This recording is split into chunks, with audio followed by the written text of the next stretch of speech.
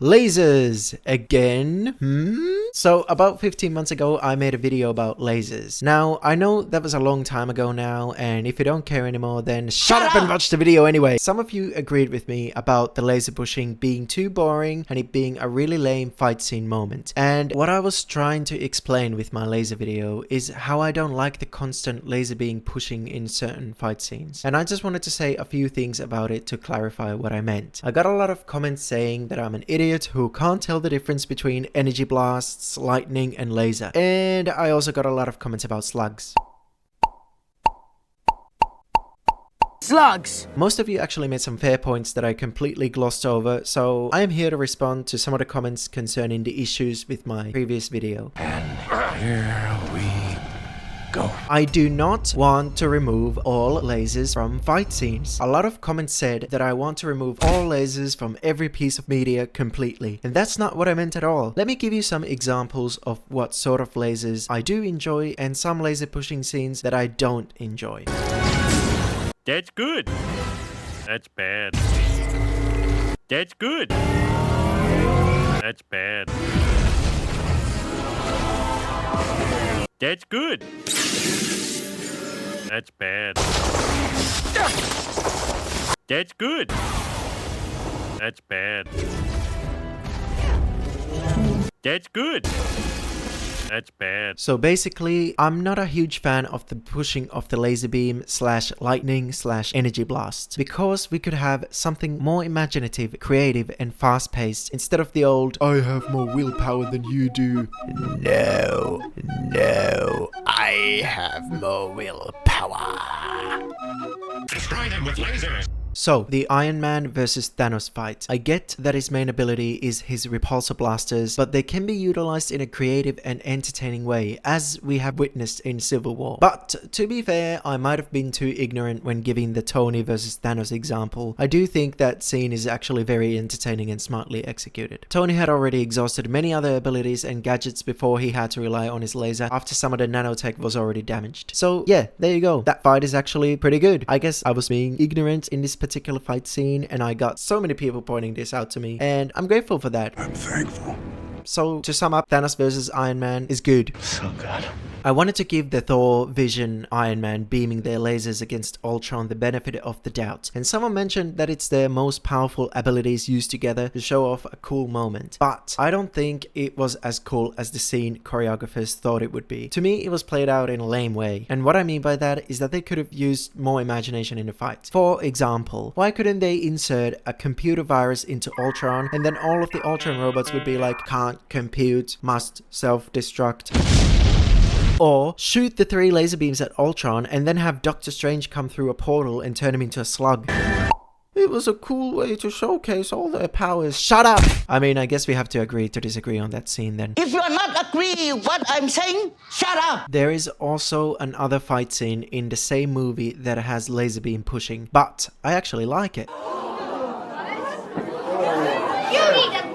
I know we've come a long way now, but what I'm talking about is the Hulkbuster versus Hulk scene. And that fight is, by the way, one of my favorite scenes in the whole movie. It's entertaining to watch and just overall very good. And you can tell they actually had their brains turned on when they were writing this one. Anyway, Tony beams a laser at Hulk in this scene, and that's a good way to use the laser because he's trying to slow him down so he has time to finish the arm repair. And yes, I know the repulsor blasters are his main weapon, so hush. Hush, little baby. Another thing that was mentioned was Shang-Chi and the Legend of the Ten Rings, and I did enjoy the fight scenes in that movie. I don't think there were any lasers in that movie at all, if I remember correctly, but I'm glad the Ten Rings powers weren't just shooting different color lasers like the Infinity Stones. So that's good. Who are you? I am inevitable. Here's another example of what I mean. Did you like the fight between Captain Marvel and Thanos in Endgame? Because for me, I actually liked it. There was a bit of hand-to-hand combat, punching and head bumps, and using the Power Stone, etc. Or would you have preferred Captain Marvel just shooting her photon blasts at Thanos, and then Thanos is like, "Oh no, I can't. The laser beam is unbearable. I'm turning into dust and the Avengers are gonna vacuum me up and throw me in the river."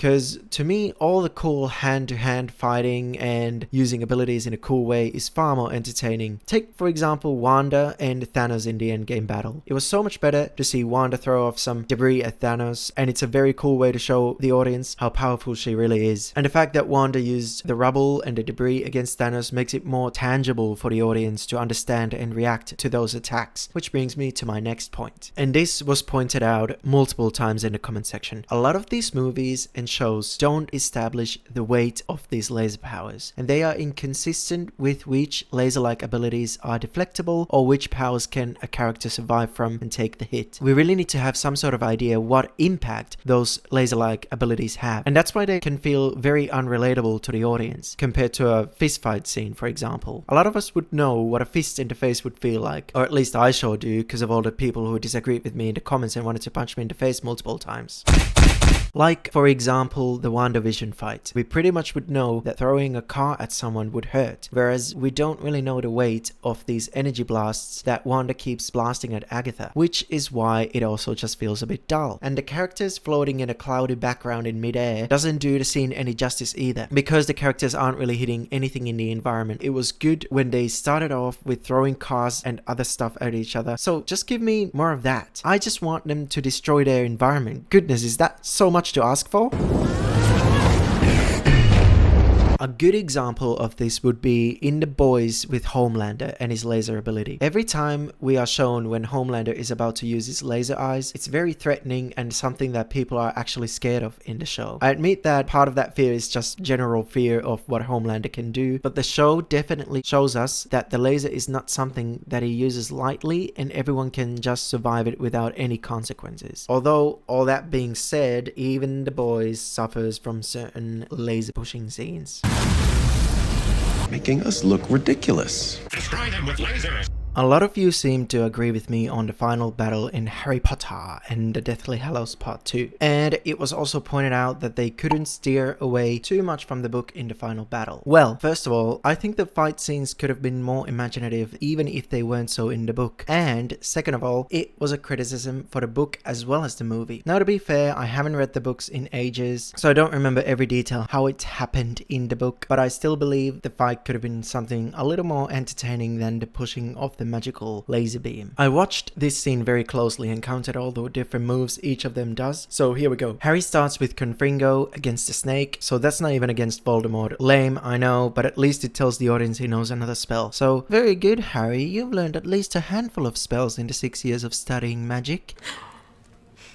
After that, Voldemort casts 3 Bombarders and they miss Harry. Then Voldemort casts Depulso or Expelliarmus against Neville. We then proceed to them dueling in the castle where Harry casts something ambiguous at Voldy and it literally does nothing to him. Then Voldemort casts Avada Kedavra 300 times at Harry and Harry has a hard time keeping up with his aerobic exercise. I guess Voldemort just has better fitness levels of casting the curse, even though Harry has been running in the woods for the past year. Maybe Voldy just started CrossFit before his scheduled plan of attack against the children's school 1 week before their school year is finished. I don't know, but anyway, Harry just deflects these by Protego. After this, we get the first of the 3 laser beam pushing scenes of red and green laser. Destroy them with lasers. Then after a couple more black and blue lasers, we get Voldemort's most inventive and imaginative attack yet. He uses his fashion sense magic and makes his robe act like restraints for Harry and they're strangling him. But then it's just that, and he lets Harry go? Just do Avada Kedavra now that you have him in front of your face restrained, and then you just let him go? Are you dumb?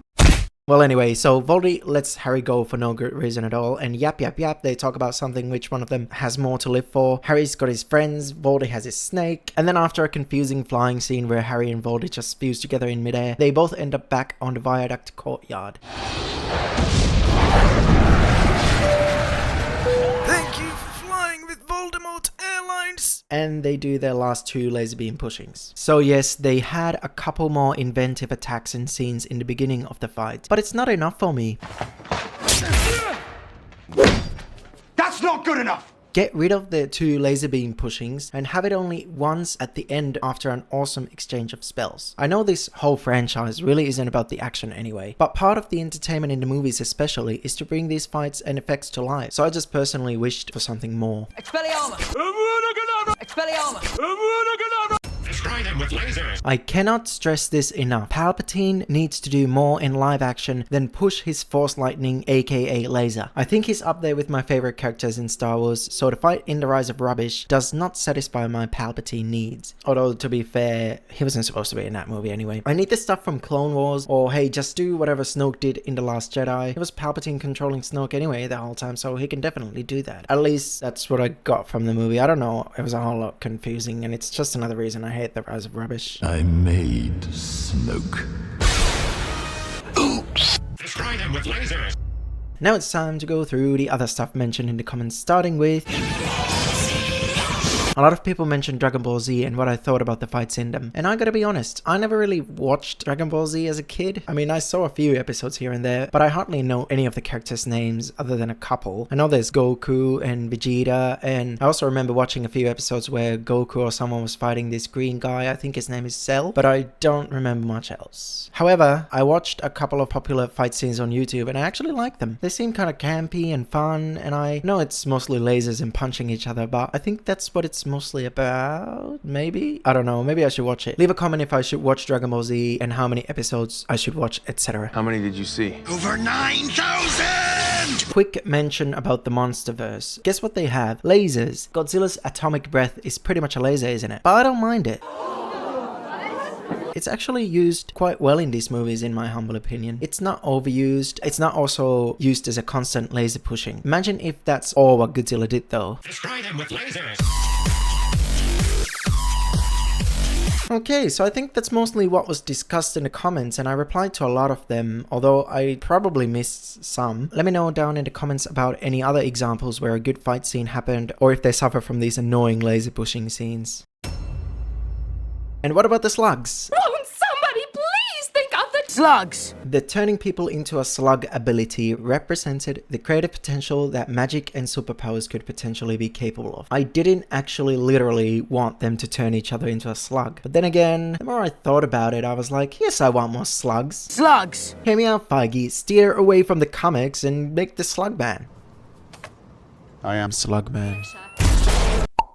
I also mistakenly called it a slug when it's in fact a snail, but you know, you should take everything I say with a lick of snail trail slime. But anyway, I think it's time to give the laser topic a rest. I've said my piece about it. Or maybe not. Maybe there will be an annual laser video on this channel. Who knows? Let me know down in the comments if you still disagree with me on the laser pushing. If you are not agree what I'm saying, shut up. I'm just kidding. I would love to hear everyone's opinion on this still. Thank you all who engaged with my previous video. I didn't think it would reach so many people, so I really appreciate it. And I'm really glad if you have decided to stay this long with the channel, and I promise that I will keep uploading more frequently because I have a lot of new ones planned and there will be videos coming soon. But in the meantime, just have patience. patience. Use the patience. Leave a like and subscribe for more. Bye bye now.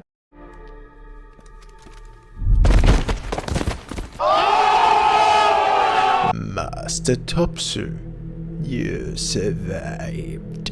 Yeah, surprised? Your arrogance blinds you, Master Topsu. Now you will experience the full power of the YouTube algorithm. What? Oh my god, I'm a slug. How did you do that? The dark side of the Force is a pathway to many abilities some consider to be unnatural. What the f***? Turn me back. I don't want to be a slug. Oh no. My little green friend, you will find that it is a snail, not a slug.